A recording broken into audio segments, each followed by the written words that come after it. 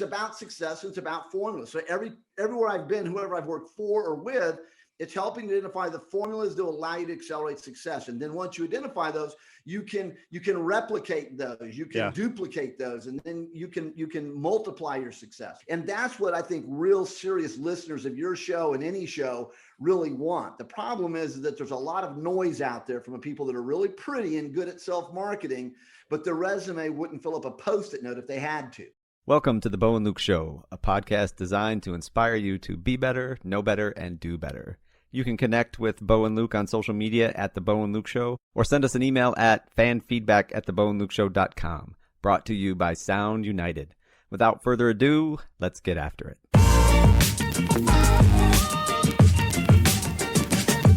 Bo and Luke Nation, we are back at you with another great episode of The Bo and Luke Show. And today we have Dr. Jeffrey Magee in the studio, if you will, with us, live, recorded for you, but live for us.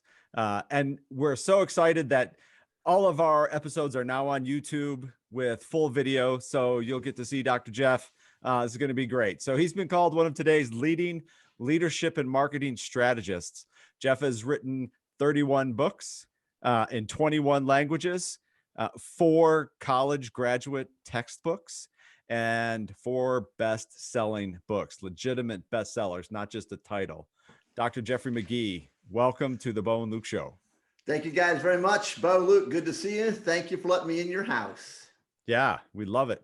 Tell our listeners a little about yourself. Great question. You know, whenever you get asked that when you're not sure, okay, where am I supposed to go and say something that's important without coming off like you're the jerk or something. So loaded question. So let me read the promo piece my mom wrote for me here. That's right. I was raised on a farm in Colorado. My father's retired Air Force. I've got several brothers, retired Army officers. So I was raised in a little bit of a military environment on a farm in Colorado. And from there escaped, as I say, to Kansas on a athletic and journalism scholarship. And that put me on a whole new trajectory in life. Spent some time in Kansas City as a business writer and journalist. Got very discouraged at the negativity of journalism back in the 90s. Of course, it's not that way today. Or excuse me, back in the 80s. It's not that way today. It's very positive. And went into a different trajectory, which was business, sales, marketing, jump forward 30 years later, 40 years later, here I am. And it's been a great ride. Lots of ups, lots of downs, but that's what life's about. Yeah, no kidding. Wow. Yeah, just a little bit of a military influence. Not a whole lot, just a little.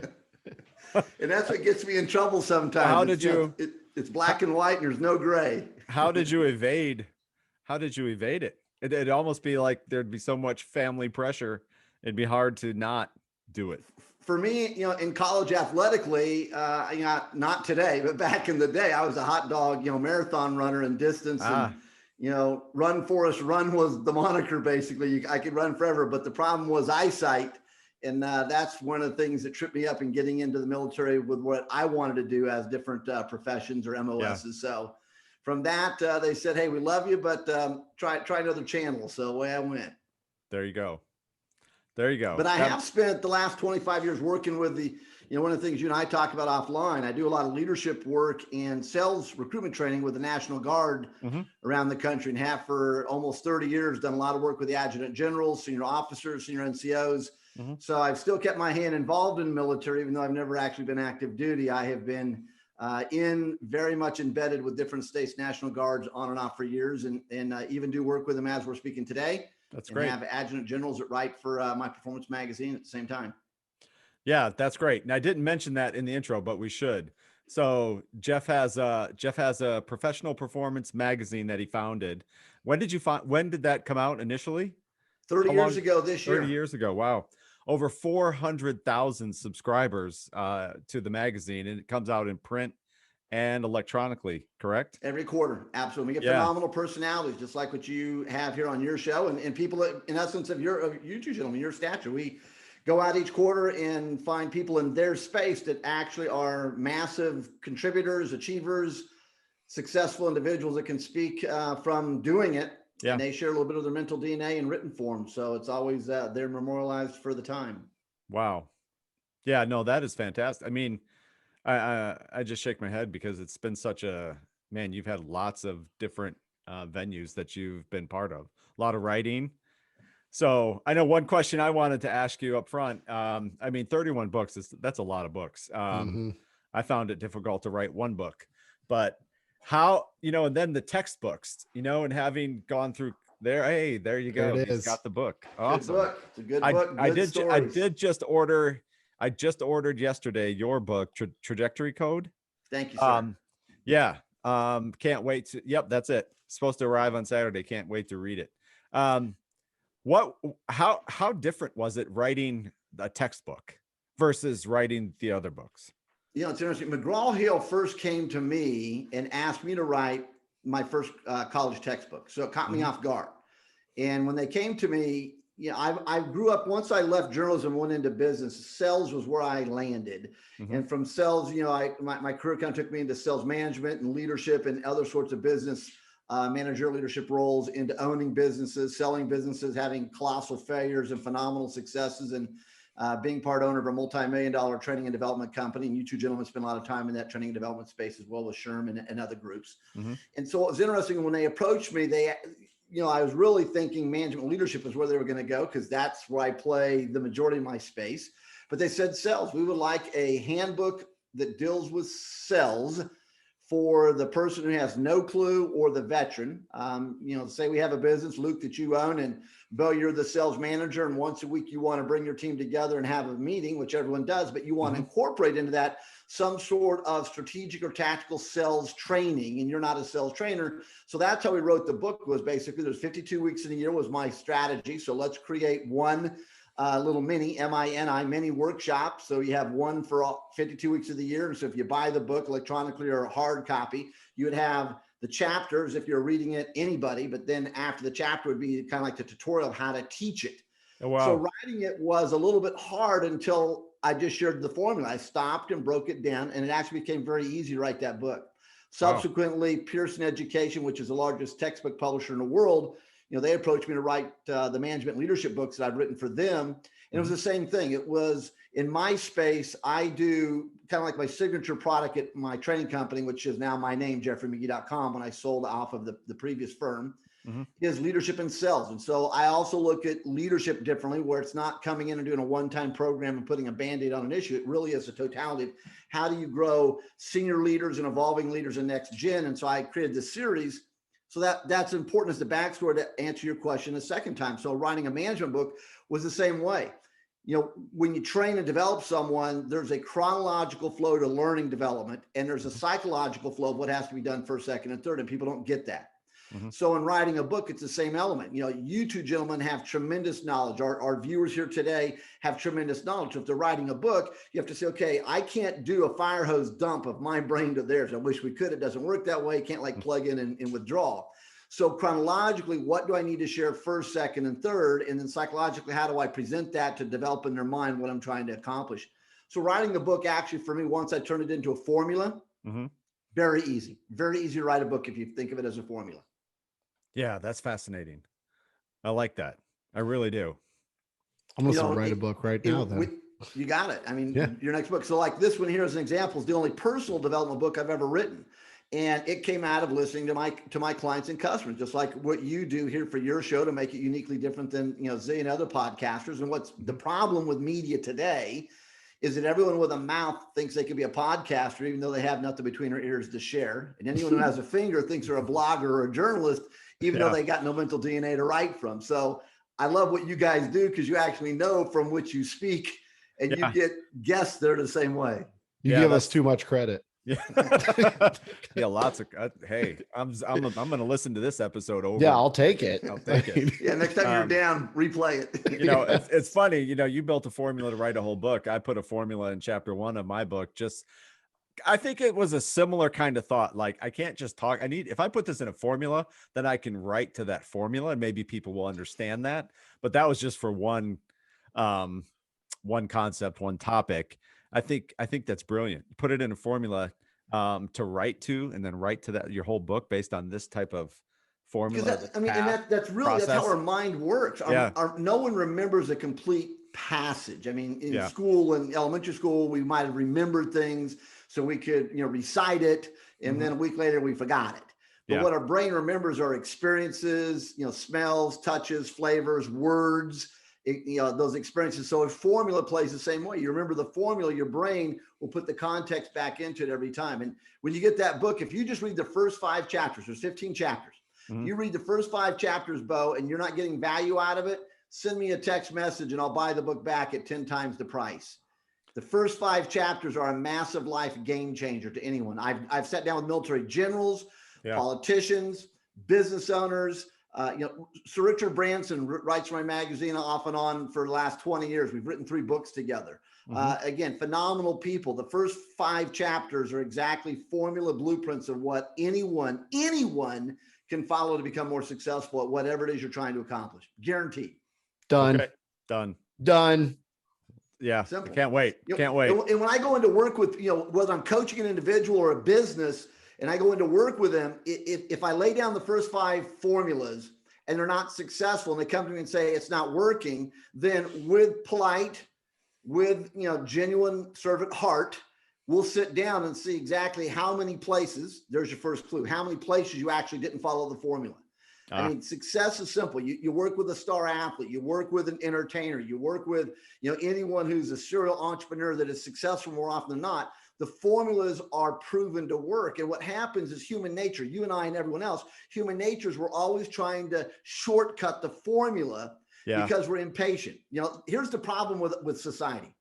Everyone, maybe not the 4 of us, you, me, the 3, and one other listener, 4 of us, maybe not us, but everyone else. The problem is everyone's envious of what someone else has. Like there's this massive line in America of what everyone else is envious that someone else has.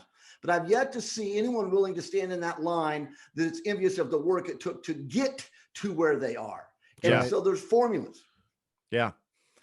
That's what I love about that. That is the absolute best thing about doing this podcast is that, we talk about that with our guests. It's the work. What was the work to get to where you are? Ups, downs, all of that kind of thing. Because I think that's, oh man, it's just a plethora of golden nuggets, and you treasure what these people have to say.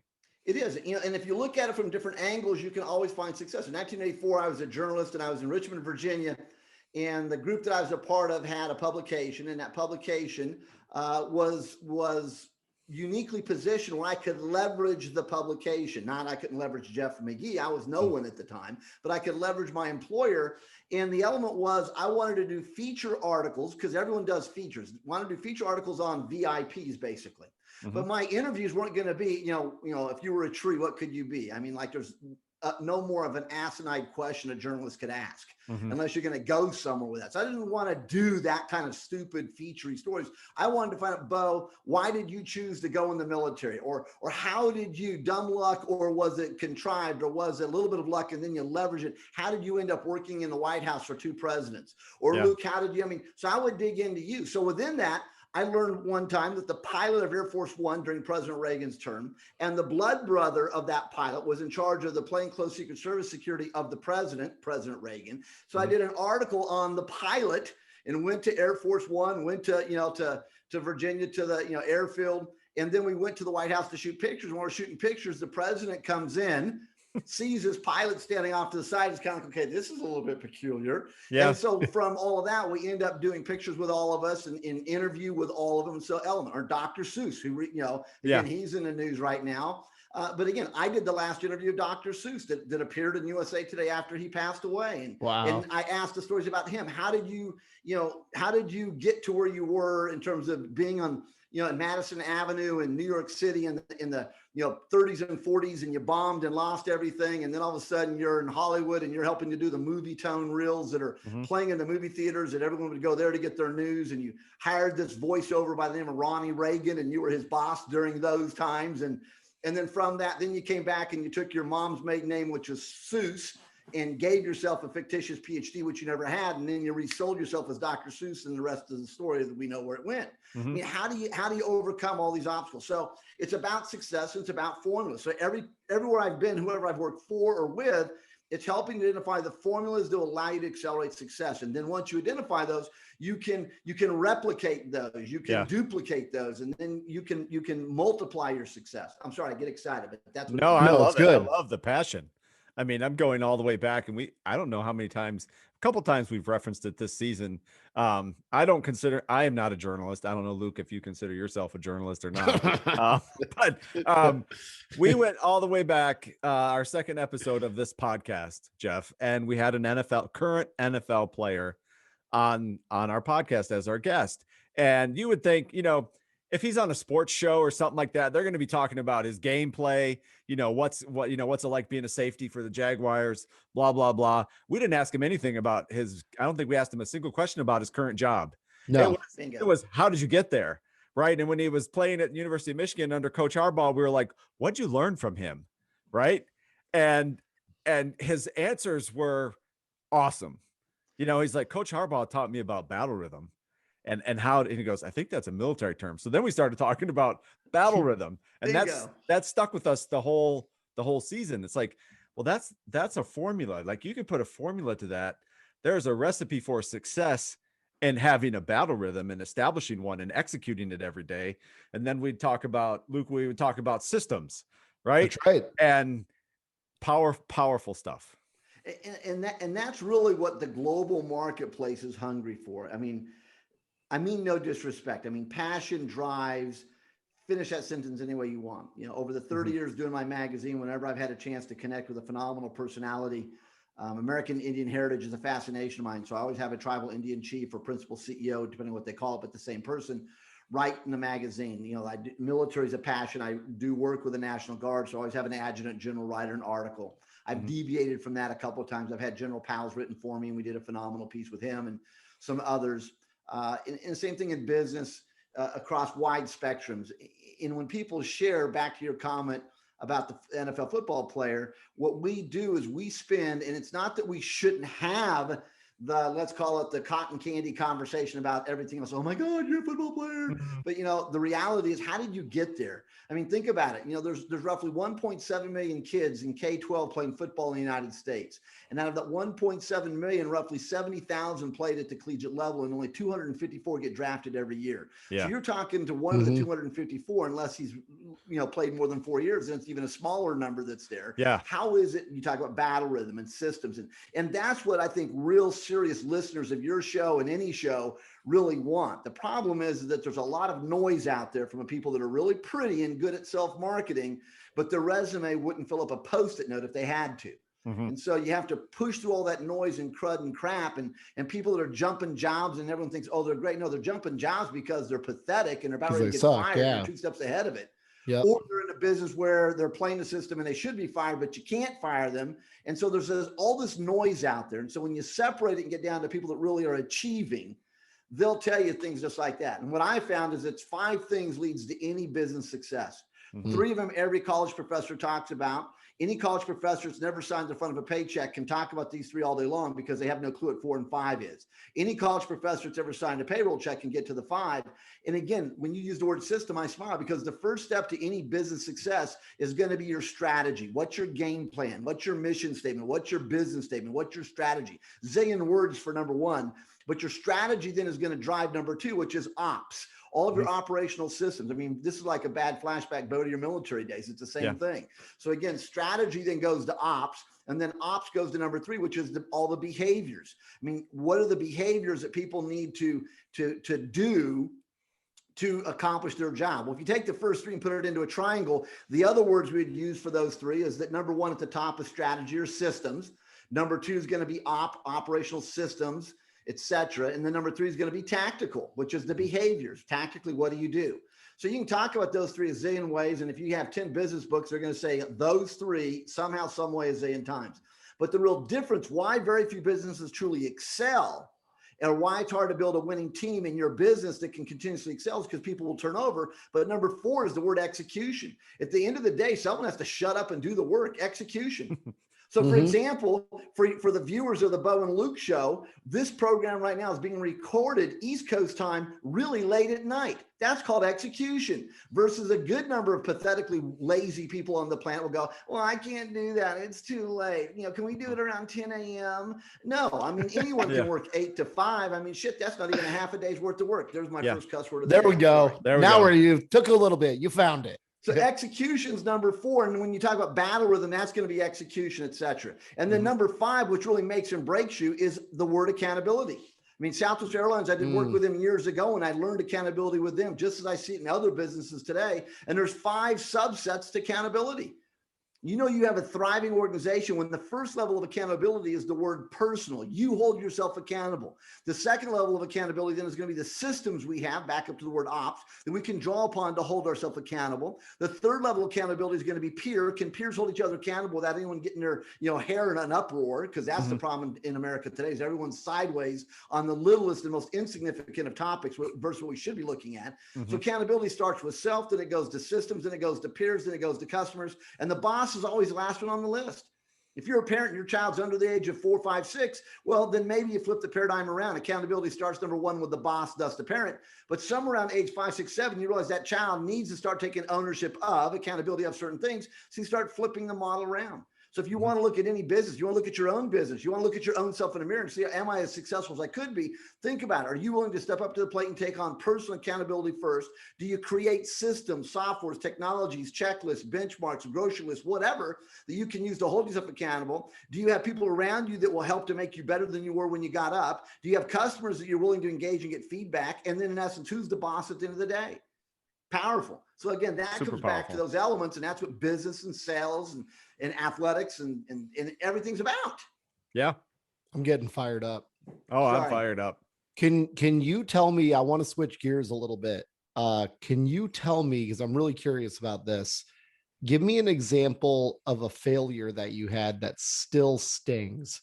And then absolutely. And then I want to hear how you got out of it, because I'm sure you have an awesome story for this. So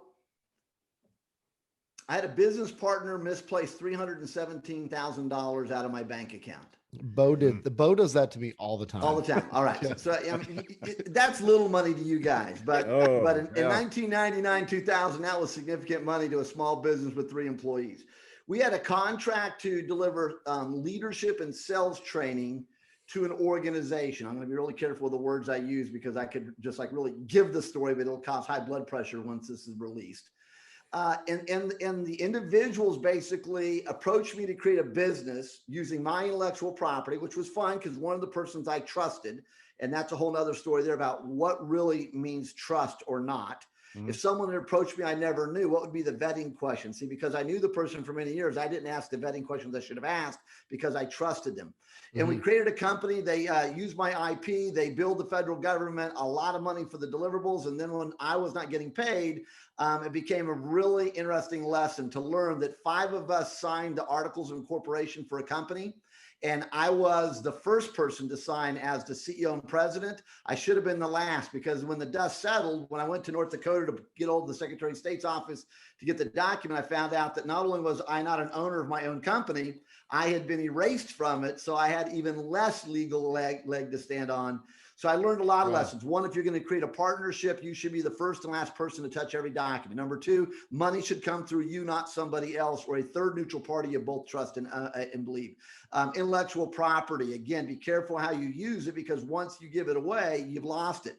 I mean, that was the thing that Joan Rivers, learned early on when she did some things with QVC and sold, her brand. She didn't realize she sold her name, and for many years she couldn't even use her own name.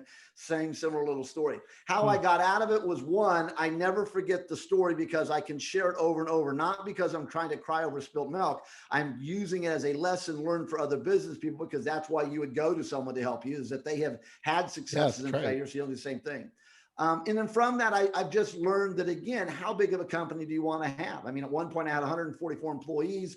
I was 1/3 owner in a large firm, and that was a lot of fun, but I had some lessons learned there that caused me to depart that one as well. So that would be an example, cliff note to it, lessons learned, three powerful lessons came out of it. Yeah. Yeah, for sure. Good answer. Yeah, no, it's a great answer. And I think that's an important lesson.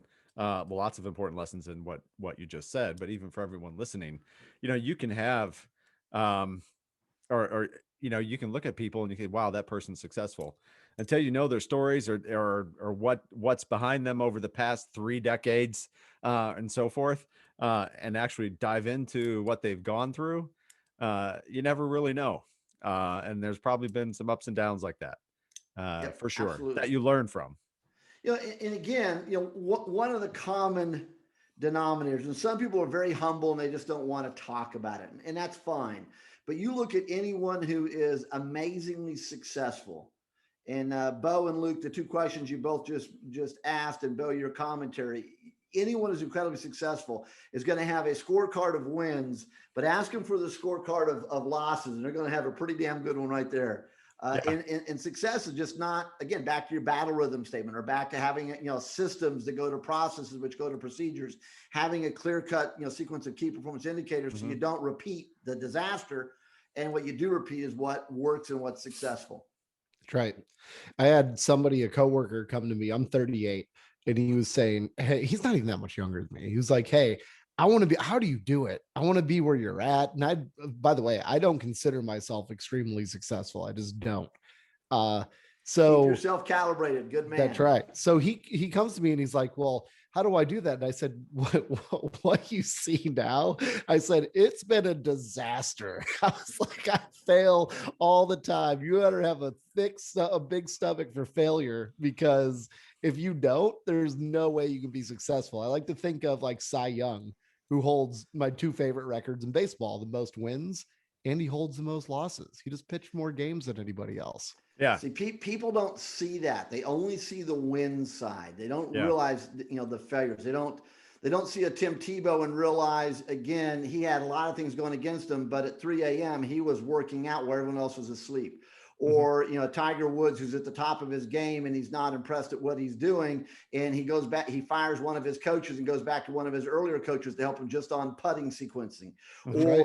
And you keep finishing that story. See, a lot of times people see these people that are great, but they don't understand, the challenges. Lisa Vanderpump, in terms of, again, her shows on TV, and her, cocktail lounges and bars and restaurants, and what works and what doesn't work, and getting knocked down and getting back up. And, when you're at the top, everyone wants to be around you. And when you're not, no one wants to be around you. And I mean, you can just go on and on with examples. And so it's so true, Luke, to be able to laugh at it. But then again, take the recognition. Someone gave you a pat on the back. Sometimes we do need to stop and say, you know what? Hey, I am making some things happen. That's pretty cool. It's true. Yeah. It's true. Yeah, which is a great thing. It is. It is. And 38, you're still in the, you're still in the first side of life. So, again, once I read a long time ago, and I've heard it said by lots of people since, this is not Jeff McGee-isms, but, I heard someone talk about, you spend the first 25 years of your life just trying to figure out how to, wipe your nose and tie your shoes and learn some basics. Then, from basically 20 to 30, you think you know everything, but you accomplish nothing. From 30 to 40, you start to realize, I got to get maybe a little bit more focused on something if I'm ever going to have a life. Then by 40, you start really getting focused in serious education or resumes or jobs and nailing it down. So that 40 to 50 becomes your income earning years before you can retire at 60 and then enjoy the rest of your life. Well, some people, they get that model figured out sooner, so they're decades ahead of everyone else. But a lot of people are, still farting around when they're not 38, your age, they're 48 or 58. And that's why they have to work their entire life. And again, I'm not going to pass judgment on what model's right, wrong, good, bad. But if people would start recognizing you own your trajectory, you own your life, as I talk about in trajectory code. And there's a very, very small difference between successful people and failure. And the difference is actually zero. And I talk about that in my book. The difference between a successful person and a failure is actually nothing, because psychology teaches us you're going to do 5 things right out of the gate. Now, if you do those 5 and apply them towards success, greater successes. If you're not paying attention, you're still going to do those same 5, but they could derail you and take you towards failure. And then you're either in deep trouble or you have to double time it to get back on track. So the faster people can recognize, park the rhetoric, quit being bitter, quit having the woe is me complaining story. It's, the decade we're in now, the century in now, I mean, every one of us opening up our mouth are are created equal. The luggage and crap of maybe 100 years ago or 1,000 years ago is a different story. So get over it. But again, people don't want to get over it because their complaining is their business. So there's your clue. That's right. I feel like it all comes down to ego too, just tearing people apart. I mean, it's like one of the worst qualities out there. Everybody has it a little bit. And what's sad on ego, and I don't know what you gentlemen have found, and there's always an exception to the rule. So let's get that little adage and say, there's always an exception. However, my experience has been the truly accomplished individuals. And again, they don't have to be, at the top where they have, name, cachet, and the name recognized. But anyone who truly has arrived and is at the top of their game typically don't have an ego. They're incredibly humble. A lot of times people don't even know who they are except the people in their immediate sphere of influence. They're very giving of their time. And if anything, they probably more so want to give of their mental DNA to help other people. The ones with the egos are the ones that haven't quite made it, but they want everyone to think they have. And that's one element. The second problem with ego that I've recognized is ego. Typically, the people that yell the most about ego issues, that throw rocks the most, need to keep in mind some of those little Sunday school statements about, he who lives in glass houses shouldn't throw freaking boulders. Right. There's a whole lot of these people that are bitching and yelling out there. Someone hit stop and went and looked in their closet. Someone went and hit stop and said, let's have the IRS look at them for the past 40 years. There's going to be some huge aha moments out there. So Luke, you just hit a good one right there. When I think it peaks and valleys, at least in myself, it does, right? Like it comes back. It never really goes away. It's got its own little frequency. It goes up and down. And when it goes down, I get more successful. And when it goes up, it bites me again. That's a great way of saying it. It's a humility card. Richard Branson, if you think about, Sir Richard Branson, he has started four major businesses in his life, from zero to multi-billion-dollar companies. And each one had zero connection to the previous. And part of it is what you just said. He is a humble person. He sometimes makes bold statements, but he's also very much in terms of recognizing he has a formula that will work on anything he's passionate to apply it to. And he creates phenomenal opportunities for everyone else to be around him and participate in that success. And so back to your ups and downs and ebbs and flows. I mean, here's another person that, again, same thing in terms of success. You look at, great leaders of major businesses in America or around the world. You look at phenomenal entrepreneurs. Athletes that have a phenomenal, successful athletic career, but realize, wait a minute, what am I doing with my paycheck? Am I paying for my posse and all the people around me that are giving me false sense of greatness? Because if I'm doing that, I'm going to be one of the large number of people filing for bankruptcy after my last, pro check. Or am I investing it? Am I saving? Am I creating other income generating streams aside from athletics? So when sports is done, I could be the Michael Jackson. I could be, in essence, pick the name from other places that went on forever. I can be the, fill in the blank. You get the point. So again, there's phenomenal names that are out there. It's so true. Yeah. Yep. And I can think of athletes was a great thing to call out, right? Because there's so many of them that make it to the pros, and then they just get cut. They drop right off. I could probably name 20 just in football, 20 number one drafts over the past 30 years that just they just fizzled out. They didn't accomplish anything. Here's the disservice that colleges and boosters and supporters of those colleges and fans and advertisers have done to those athletes. Because number one, if you're going to college to play a sport from which to be drafted, because that's the normal, migration pattern for pro athletes, then you should be required to get a legitimate educational degree in a legitimate field. Yep. And PE should not be your major. And the reason it's usually PE is because most PE majors can't spell physical education. So that's why they just go with PE. So it's an easy catch.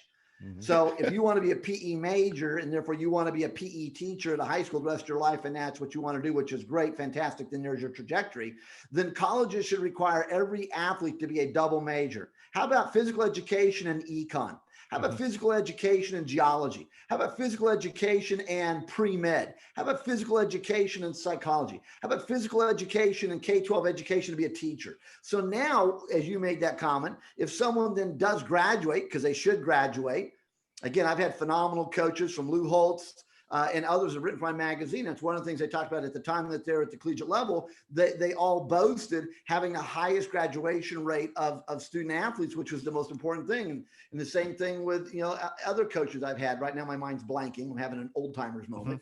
But again, that's a disservice, because then they go pro. They think that's their trajectory, going to make huge money. Their family's excited because they're thinking, they're already cashing checks they don't have yet. And then when they don't make it, they don't have any real legitimate education to fall back upon. So a lot of them, they end up in misery, or they become, maybe they had one great year. So a pharmaceutical company hires them as a sales rep or et cetera, because that's a normal pathway that a lot of jocks go. Kind of embarrassing. Speaking of that, I think most colleges should have, and some colleges do, a sales degree. And I think it would just be perfect for all the athletes. Look, there's always going to be a need. Even when companies are laying people off, the last people to go are the salespeople. Because what are we going to just stop driving in revenue? No. And there are some colleges now that are offering bachelor's degrees in sales and marketing. You're absolutely right. It's brilliant. I mean, I think a part of K-12 should be, a lot of the Dale Carnegie courses should be required, classes before you can graduate from high school. And if not, colleges should embed those in there. You're exactly right. Communication skills, human relation skills, people skills, sales skills. And you're exactly right. When I left journalism cold, that's exactly what I did in Kansas City. I mean, there's always going to be a sales job available. Now, if you're not good, you may not keep it. And if you don't really like the product that you're representing, then you might, self-limit your success. But Luke, you've hit it on the head. The ability for revenue generation is never going to go away. Now, let me take your statement and let me one up it. Please do. So part of what I do in my leadership development program, we go in and work with an organization for an entire year, one day a month, and there's coaching and other deliverables wrapped around it. And if I do my job right, it goes on into year 2, 3, et cetera. But in the first year, 3 of the modules that I teach are around sales and customer service at a leadership level. And everyone looks at that and their eyebrows go up, asked, okay, why are we talking about it? I said, I'll give you a good example. Now, if I was a professor who's never had a real life, I would use a case study right now, but I'd make something up. But because think of your own questions, I live in reality. I don't have to make this crap up. It's happening every day. So depending upon when someone's listening to this podcast, in 2020, we experienced something in the world called COVID, in case this is being viewed sometime in the future and you have no idea. Right. Well, COVID is a great case study to your statement of sales. Every business in 2020 that went from thrive to survive, their senior leadership team had no clue what sales was about. And every business that went from survive to close, they had no clue about sales. If you look at any business from a Fortune 1000 to a major employer in your own local community that survived COVID and even thrived, their senior leadership team all had one common DNA trait, and that is somewhere in their pedigree, they came up through sales and marketing and customer service and client acquisition and account development, so they understood sales. So during COVID, I lived in a high-rise condo in a penthouse unit on the strip of Las Vegas, where I live as we're recording this today. And there's 10 high-rise condos on the strip. And if you take the population living in those 10 high-rise condos, I mean, it's thousands and thousands of people. If you took in those buildings and smushed it down and pushed it into the suburbs. So what's interesting is that 85% of all the restaurants in the Las Vegas Strip area basically were either closed or went out of business in 2020. Phenomenal number. The American Restaurant Association, projected roughly 40% of all the restaurants open in America in January 2020 were out of business in January 2021. So again, whatever math you want to use, the point is a whole bunch of them weren't open. Well, here's an example to your statement about sales. A lot of the restaurants, whether they're on the Las Vegas Strip or not, or a couple blocks off, when our governor in our state closed our state down, again, another example of a political leader who's never sold anything in his life, so it's easy to say shut it off without realizing it's going to be a whole lot more work to turn it back on. When he said restaurants can't have in dining patrons and therefore you need to close, that's not what he said, and everyone misheard it. So think about the 3 of us. We own a celebrity chef restaurant in Vegas that's Italian or whatever, doesn't matter. Wait a second. If we instantly pivoted and said, okay, so one of the 3 of us owns the website. So figure out how to make our website friendly so someone can order online, or they can order where they could walk up to our restaurant and pick it up, because we can still do that. I mean, there's no drive-up restaurant window closed in America in 2020. No Starbucks with a drive-up window was closed in 2020. So again, they didn't pivot that way. They didn't realize, hey, you know what? If we had bought stock in Uber Eats in January 2020, we'd be multimillionaires today. If they would realize, wait a second, if we go to any of these high-rise condos, to the people that run them, they've got a front desk staff at each of those high-rise condos that works the morning, the lunch, and the dinner. If we say, you know, we want to bring meals in free to you guys, if you'll let us put some, you know, material over here in the mailroom bay where all your tenants are coming down to get their mail, and menus and deliver it, I mean, they would have probably done more business in 2020 than they did in 2019. And I can prove my point. There's a Starbucks 1 block away from where I lived at the time, 1 block off of the strip, that was big, huge. They were shut down. You couldn't walk in them for 8 or 9 months. And one time I'm at the drive-up window, become friends with a manager, as a lot of us became friends with the drive-up window in 2020. And I asked her, I said, tell me about your revenue this year. Is it up, down, or equal to 19? And she started laughing before I finished the question. She said, this year we have smashed all of our records. We have done more business here with just a drive-up window than we did last year. And they understood sales. They understood how to do things differently. So several responses to your powerful question, Luke, that when business people understand sales and what it takes to build trust in the other person, and do a discovery conversation to find out what their needs are now and down the road, and how to fulfill those now and down the road, and build that relationship that I'm the solution provider for you, you are going to be much more valuable than any introvert job in a company, engineering, accounting, lawyers, etc. So, oh yeah, you said something massive. And you can make a lot of money. The money is amazing. It's insane in sales. You mentioned like geology. You can be a mediocre salesperson and make a lot more than the greatest geologist. Sales is about, again, writing your own check. And you're exactly right. If you understand your product and you have integrity, and you have phenomenal product knowledge, and you're always learning. See, that's the other difference between people just in sales and the ones that are at the top. The ones that are at the top are always learning. It's like going to your CPA and asking them, how many, CPE credit hours did you get last year to keep your license? Because in most states, it's 40 is the minimum. So if they said, I got my 40, then you're dealing with a CPA that's a minimalist. You're dealing with someone who says, what's the least I can do? How pathetic can I be and keep my job? Versus if that CPA says, oh my God, I don't know, probably 60, 70, 80, 90. Lawyers are the same way. What's the minimum number? The lawyer that's truly successful is always looking to how they grow their brain so they can better serve their client. And sales is the same way. And that's the one profession, sadly, that there isn't a certification like you would have in engineering or accounting or legal or et cetera. But again, you can write your own ticket. Absolutely. Wow. Bo, you were going to say something and I rudely I'm going to make a statement, then I have a question. Because I think it's fascinating. And we had that same example, like you talked about about the Starbucks, right?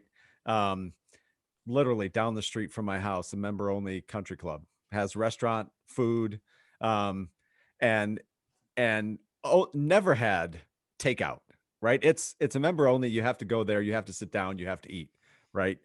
But as soon as COVID hit, the general manager, he pivoted swiftly. And he had curbside pickup, and not only that, he convinced the board open it to the public. Brilliant. I mean, he did that. I mean, he was on it quick, and I think it was within a few weeks, and here I am. I'm going through picking up food, for my family, and we were talking. He's like, "We're making more money this way than we were just before." So they killed it in 2020 when it came to the food part of the business, because he pivoted like that. So the question I have with that is, then we had local restaurants as well that didn't, and some went out of business, some got to the verge of going out of business. And what do you think it is in people when you can literally see, almost like next door, a restaurant that did pivot and is doing well, but yet you still can't figure out, if anything, copy what they're doing. Talk to them. They got to be doing something right, because cars are coming and going, picking up food all the time, but yet you're flailing. There's so many ways to attack them. So okay, in sales and management leadership, I try to go back to a small number of models that's my intellectual property that I share with my clients that I know works. So that's the preface to come back. Just go back to the beginning. So in the trajectory code model, it's basically a V diagram. And one of the trajectory lines takes you to failure, and the other one takes you to success. And that'll be explained in the first 6 pages of the book, but when you get it. Okay. So trajectory AC is all about success. Trajectory AB is all about derailment, frustrations, and failure. So right at the very bottom. So imagine everyone, I had a thumbtack on the wall and I had 2 threads hanging straight down, different colors, doesn't matter the color. One I'm going to tack up at letter B, let's say, up to the left, and the other one I'm going to tack up at letter C up to the right, so it creates a V. Well, right where those 2 threads leave that thumbtack, the threads are really kind of one on top of the other before they start to separate. Successful people understand that space right there is what I call the 1% factor.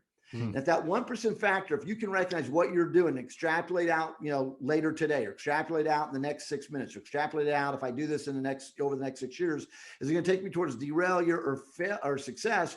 Then you can recognize I can recalibrate to success in simply a little 1% recalibration. It's a non-issue, and I accelerate success. Most people don't realize they're off track until now. Back to your story, it's way too late. I mean, COVID, it's been several months, we're shut down. They're doing business next door, I'm not. So you've waited way too long, and now you're on your own. It takes a ton of work to get back over here to success when you have that much space between the two.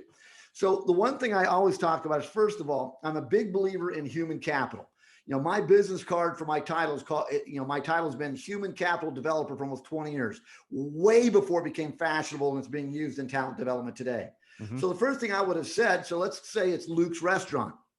Let's say it's a pizzeria, just as an example, or a Chinese restaurant, doesn't matter. So in that pizzeria, he's probably going to have 1 or 2 busboys that are working in there before COVID. He's going to have the people in the kitchen. He's going to have the wait staff. He's going to have himself. So he has a half a dozen people, let's say, in a small business in different positions. Instead of Luke trying to figure out how to solve the problem, which is a part of the premise to your question, Bo, because he's the owner or the manager, you hit stop and bring everyone together. And I'm a big believer that if you look at the human capital in that restaurant as human capital, not, oh, that's just a busser. That busser may actually have the answer to your own problem. Then let's take it one step further. Luke says, okay, you know what? I don't really have any marketing money because holy crap, I'm already using my credit cards to get cash flow just to pay your paychecks. I don't want to let anyone go. But Luke has a stack of business cards. So here's your sales strategy coming out of my head to answer your question. You put me on the spot. Luke, you're going to take a stack of your cards and give to every one of the people on your staff that works for you, the busser, the person washing dishes, the chef, the greeter at the door. So I want each one of you to print your name on the back of my business card and then sign your name under it. So your name's there, it's legible, and sign under it. And let's come up with something. So it can be, in essence, free sodas if you buy a pizza, or buy the first pizza, the second one's 50% off. And now you take these business cards, I want you to go give them to your family and your friends and everyone in your contact list, in your Facebook group, in your LinkedIn connections, in your whatever, or heck, put it on your social media. Now you have organically created your own marketing campaign and didn't have to use 1 penny to do it, but you've leveraged everyone there. Now you've got your message out. Second, you could ask everyone there, how do we do what Starbucks is doing over there? Part of Starbucks has nothing to do with the employee per se. It's brand loyalty is the main thing Starbucks have, unless there's a specific Starbucks you do go to over and over again, because then maybe it's not only brand loyalty, but also the people loyalty. So again, there's several answers, but what we do when we face that problem is we don't go organic and simple like the 2 examples I just gave you. We think it has to be something bigger than that. Just like my high-rise condos along Las Vegas Strip example. No one even thought to go knock on any of those doors and talk to people or partner. If there's a local coffee shop right next to you, how do you in essence get a stack of their coupons to put in your pizzas? So every time Luke delivers a pizza, there's a coupon for the coffee shop. And every time in essence, they sell a coffee, there's a coupon for Luke. It's the 2 of you together. So it's going back old school when you were a small town Americana on Main Street and you had one hardware store and you had one dry cleaners and you had one, et cetera. And everyone kind of collaborated together. And again, people don't think that way because we've been misled into thinking social media is the answer to everything. And if you just have a better social media presence, you'll be a millionaire. And the reality is the only people making money on social media that way are the stupid people selling. Here's how to do it, because anyone's actually selling something is not the one really making the money. There's exceptions, yes. Yeah. So old school simplicity, talk to your people. Dude, it's like Chet Holmes. That's what I'm thinking. No, it's all great. Yeah. Had conversations. Throwing pencils over here. It's great. Yeah, no kidding. You think about that plays right into, and it's what's happened, right? And everybody's thrown into it because of COVID. It's crisis leadership. And when even in the military, when crisis hits and it's at that time or it's on the battlefield, that the one who can actually rise and lead and come up with what are we going to do, how are we going to pivot, can come from anywhere in the ranks. Exactly. It doesn't have to be the general. It may not even be the general. It could be anybody that says, hey, I have an idea. This is what we're going to do because this is what I'm seeing. I don't care who the person is. And I think companies that can embody that and realize that, on leaders who get that, and my recommendation would be, if you experience that and you're listening to this show and you had stuff like that happen in your company and you pivoted and you were successful, keep it going. Don't wait for the next crisis for it to try to read. And that's the problem. You talked about ebb and flowing a minute ago, Luke. Success should not ebb and flow in terms of your business model. If you're on an upward trajectory, you should never have a conversation of, oh, we can't sustain it. Yes, you can. Open up the DNA of the people on your freaking team. Think about, I mean, if Woolworth had any clue that the market still wanted dry goods, but they wanted to deliver differently, then Sears wouldn't exist. Sears would have, Montgomery Ward's wouldn't have existed.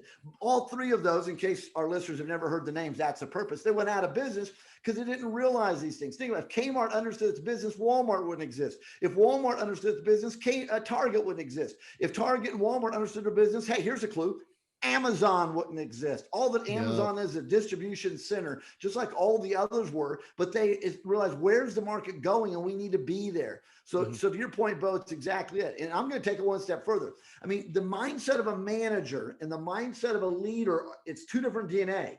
Now, a single person can do both, but it's two different DNAs. A manager is about functionality. A manager is about SOPs and HOWs and et cetera. A leader goes beyond that. And, here's one of the epiphanies I've recognized. And Bill, I don't know what your experience has been in the military, if you'll see it the same way I am, but here's what I've recognized, both as a history, major. I love history. I read history, consume history of people that are dead and people that are alive.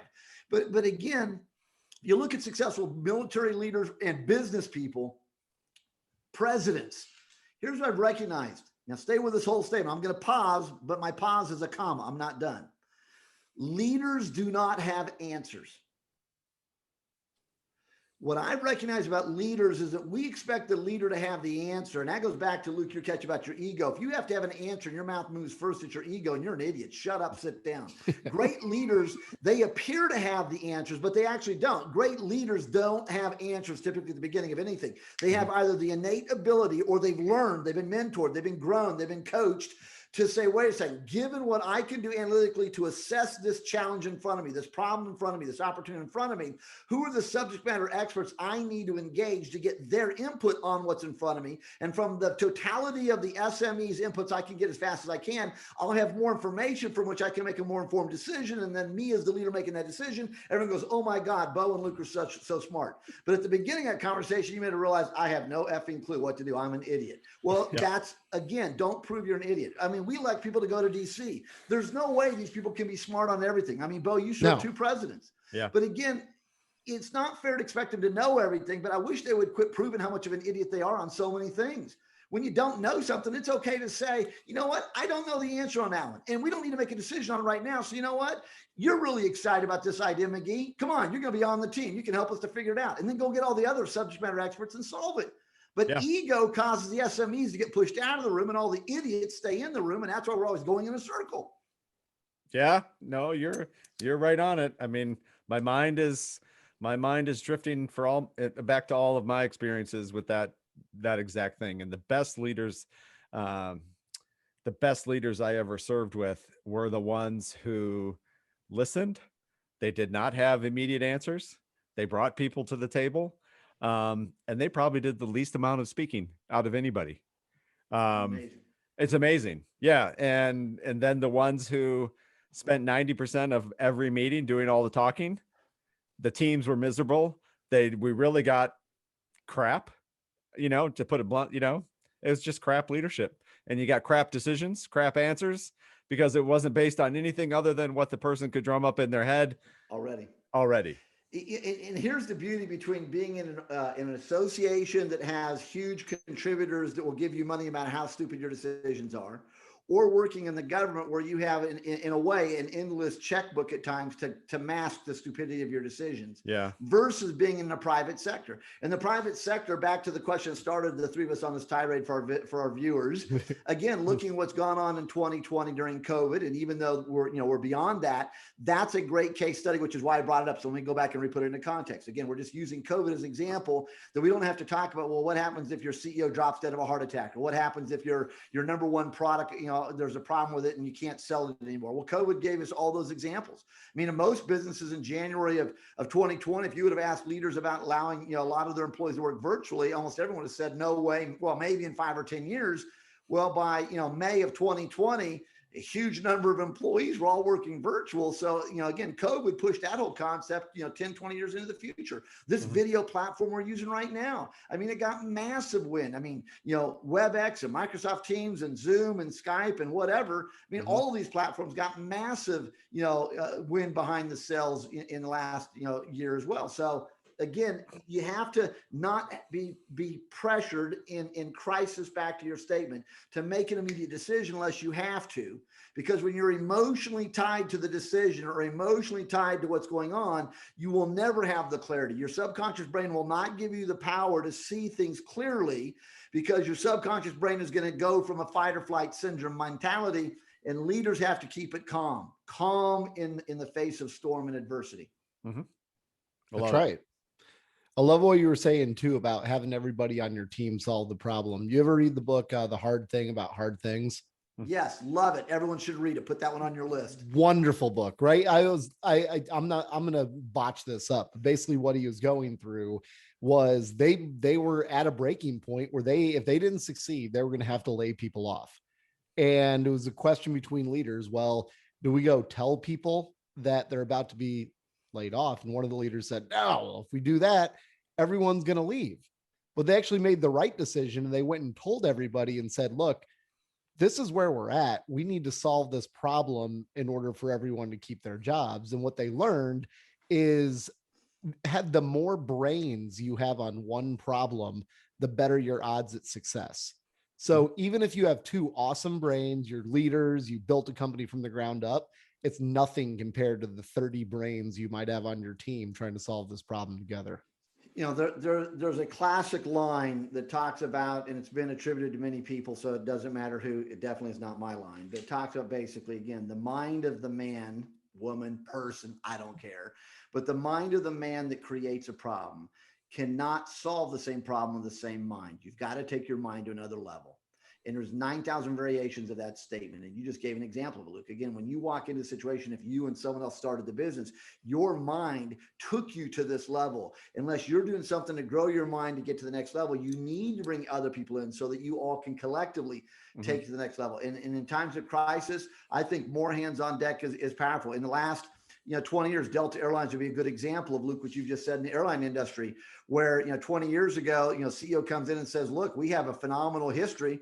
But the reality is we're about to go out of business. And oh, by the way, if we go out of business, all you guys that are retired and thought you got great retirement paychecks, that money's not going to be there, and you're all going to lose something too. So I need everyone to put more money back, put some skin in the game. I'm going to do the same. And if we do this now, here's my battle rhythm. Here's my game plan. Here's my strategy. If we do this and we believe in this game plan, and all of you have been involved at different levels helping us, we execute this, we're going to be successful. And they were. And for several years up to 2020, they were giving away $1 billion+ every year just in bonuses to everyone for helping the company to turn around, on top of the fact that brought everyone's retirement checks and dividends and salary to the highest in industry. And the same thing happened during COVID. Again, all these airlines are in deep trouble. Well, the senior leadership at Delta did the same thing. Said, look, I'm not taking a paycheck for next year as your CEO, and all these other major executives taking major cuts. We want you to take major cuts. Here's how we're going to turn this thing around. If we do this, here's the light at the end of the tunnel. And so at the time we're recording this, there's a lot of payoff coming back into Delta because they've made those turnarounds happen. So getting the team involved changes everyone's attitude. And now they operate more like owners. They will see every decision as truly impacting the bottom line versus thinking, well, I don't need to worry about this because Bo and Luke are the owners and they're rich, and so that's okay. They don't understand the pain that we all have at 2 a.m. when we can't sleep. Yeah, that's right. Yeah. You've connected in the last 5 minutes. You've connected a lot of dots from earlier conversation that we've been talking here. you mentioned the humble person is, those who are super uber successful. Usually they're very humble. And I tell you, and then the ones who have the ego, and the ego gets in the way, and they just not that person. But then you come around to when you don't know what to do, and you need to get a team around you. It's usually that same person that has the humility to say, hey, I'm not the expert here at this. I might be the leader of this company or my own entrepreneur venture, but I have my limits. And if I have this big ego, I'm just going to keep going after it myself. And then I'll experience the failure side of things over and over and over again. But if I'm the humble person, even though I have my own expertise in my arena, there's areas I don't have expertise, and I'm humble enough to know I don't have it.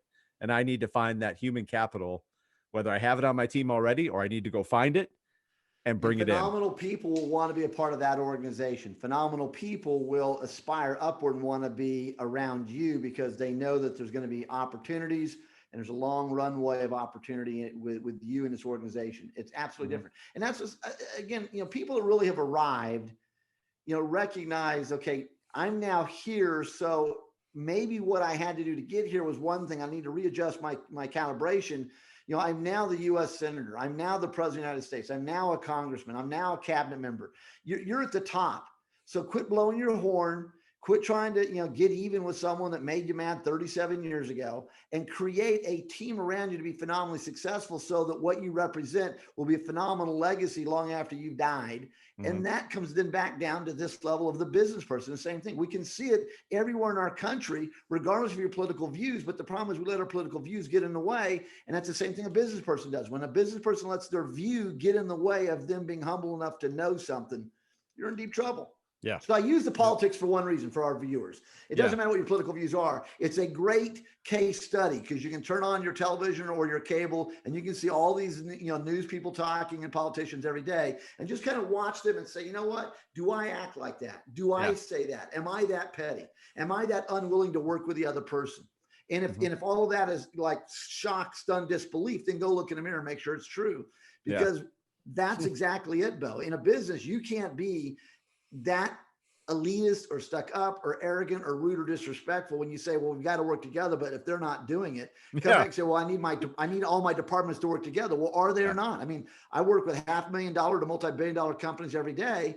And that's a part of the element. They say we're a team, but if you go in and walk and look at them, if they're not successful, it's because of dysfunctionality. Once you can identify where the dysfunctionality is, are we willing to address it and bring people together or give them a new opportunity elsewhere? Yeah. Accountability. Bringing it back to accountability. Yeah. That's great. If for nothing else, watch the politicians, all of them, and you can learn from it. Right. I wrote an article, I don't know how long, last year, called it the leadership double down, because they're not capable. They demonstrate that they're not capable. They made a decision. It was the wrong decision, and it proves to be the wrong decision. And everybody knows it was the wrong decision, but they can't they can't say that was the wrong decision. We need to correct course, right? I've brought in these people. We're going to make this right. No, they make another decision and they double down on the first one, whether it's spend more money on the same process, spend more time trying to do the same thing over again. And you're like, yeah, you're just doubling down because you just cannot admit that you did something wrong. When I think a lot of people would have a ton of respect if you actually came up to the mic and said, you know what? I screwed this one up. I screwed this one up. I've brought in this and team. You're right. Yeah. I think it would go a long ways if someone did that. And back in business, whether you are a small local business person right where you live in your own zip code, or you are doing business globally via the internet, or you have a regional size business or a national business or a global footprint business with lots of employees, everything we've talked about applies to you, whether you're a one-person show or you're running a multi-international organization. You have to build a team with the right people. You have to make it a safe space for good people to be there. You have to have, Luke, as you said, accountability to hold everyone accountable so that you don't have, in essence, terrorists within the organization. Because there's a lot of people, though, that really don't want to be genuine. They're very disingenuous. And if you can create an environment by which it's hard for them to get in your company, have the right culture, you'll win forever. but we sometimes want to placate people versus holding them accountable.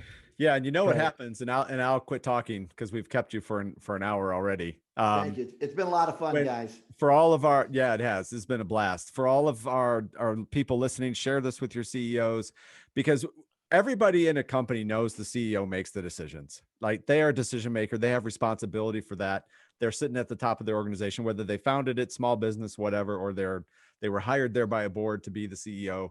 We all know that's a level of responsibility they have to make decisions. But when you've created this environment where you've already included your team and then you made a final decision, your team will be the first ones to come back to you to say, hey, boss, this isn't going quite right. And if you're that, but if you've created that environment and you're that person, you know what? You'll correct course, and you'll correct course in time, every time, to keep yourself on the trajectory, your growth, your scalability, all of that, because your team will feel comfortable. They'll be empowered to speak their minds and participate in what's happening in that company, because that's the environment you've created. Every time. Jeff, awesome. I have a question before we let you go. What is the number one book that you gift to people that you love? It's a great question. I'm going to give you two answers to that one. One, it's my book. Yes. Trajectory Code. Yes. Before I wrote that book, I never gave my own books in the answer to that question, because again, my books were about sales and leadership, and a lot of people in my friend or family, it's not their universe. So it would have been like, what's that? It's like underwear from grandma. Really? Right. So, but they all do get digital and or hard copies of my book. And even nephews and nieces, I know I drive them crazy. They say, Uncle Jeff, can I get some, I want to talk to you, I need some advice. I'll say, not a problem. And I'll send them my book. I said, read the first 3 chapters, then call me up and we'll talk. And so either they read the chapters and we talk, or they never call me back. Wow. So it's not accountability. But the second question, that one, there's a lot of different books. Actually, there isn't one. If I had to narrow it down to one, it's always going to be Dale Carnegie's How to Win Friends, Influence People. That's a staple. I talk about that everywhere. My leadership programs, sales programs with people, typically on podcasts, etc. So that's a go-to. Think and Grow Rich from Napoleon Hill and W. Clement Stone. That's a great one back in the days as well. And it's a cottage industry, and it's being rebirthed as we speak with special genre versions. That's always good.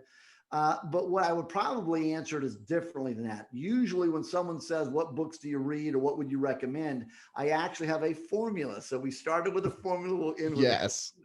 So how I answer the question of a book that then I may gift you, I'm going to go into my formula. So whatever your chosen profession is right now, as we're talking, if you want to become better, here's my formula. Imagine you were taking a college course on what you do as a profession. What would be one of the academic textbooks that the professors would be having you read? Go online to your local college, because you can find it there. What's in the bookstore? You should always be reading an academic textbook on your discipline, because that's going to give you the foundation, the academic. Second, autobiography or biography of a person in your space, again, of where you are. So you should always be reading an autobiography or biography, because that will give you the information of exactly what we've just spent the last hour talking about. When you're talking about real stories from real people of successes and failures, that's the normal theme of what should be in an autobiography or biography book. So that's the second. Third, whatever the popular book of the day is on the New York Times bestselling list or Amazon or whatever, read that book, because everyone else is. So at least you'll know what they're talking about. And sometimes those are one-trick author ponies. They've written one book. They're never going to have a second one, because the first book really sucked if you think about it. But everyone got excited about it, so they all read it. So we all have the same theme. And then the third is going to be someone who's truly successful in that space right now. And that could be then any kind of a book. So the formula typically is academic. Second is going to be biography, autobiography. Third is going to be whatever the popular book trend of the book of the day is. And then fourth is going to be a book that really is in that space by someone who's incredibly successful. So if you look at that, that kind of gives you a formula. Now that third one, you could take that and multiply that out by what's the popular book today, period. And then, it might be classic books like Who Moves My Cheese? There's a great one. Or Seven Habits of Highly Effective People.